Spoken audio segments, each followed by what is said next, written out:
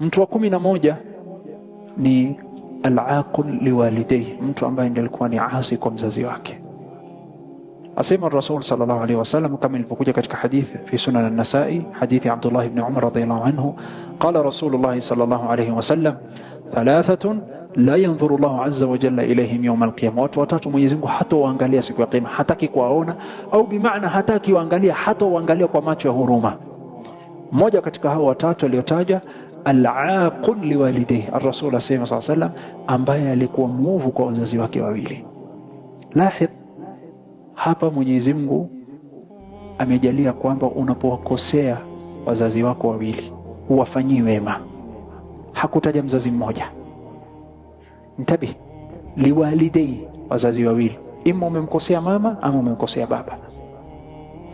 Haijalishi umemfanyia mama mazuri, umemkosea baba, umo ndani.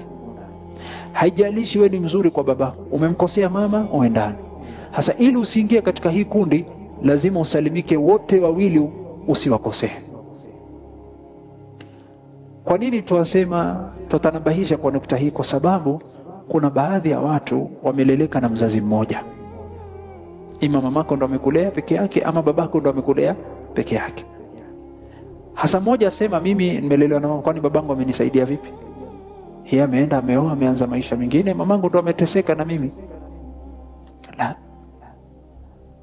Kuna watu katika hii dunia lazima uwafanyie wema, sawaan wamekufanyia wema ama hawakukufanyia wema,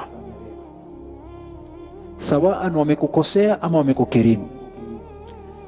Mujarrad mtu amekuzaa, Allah ndo amekuamrisha. Na hapa pia ni watanabahishe kina mama, usiseme huu mtoto ana dua zangu, hapati taabu, ana radhi zangu, na huku mtoto yomkosea babake. Kweli atapata rahma kwako, lakini adhabu itamngojea upande wa babake, kwa sababu Mtume asema walidei, wawili wazazi. Hasa Rasul sallallahu alaihi wasallam asema, yeyote katika watu ambao Mwenyezi Mungu hatakuwa ni mwenye kutaka kuwaona siku ya kiyama, hata waangalia, ni mtu ambaye ni muovu kwa mzazi wake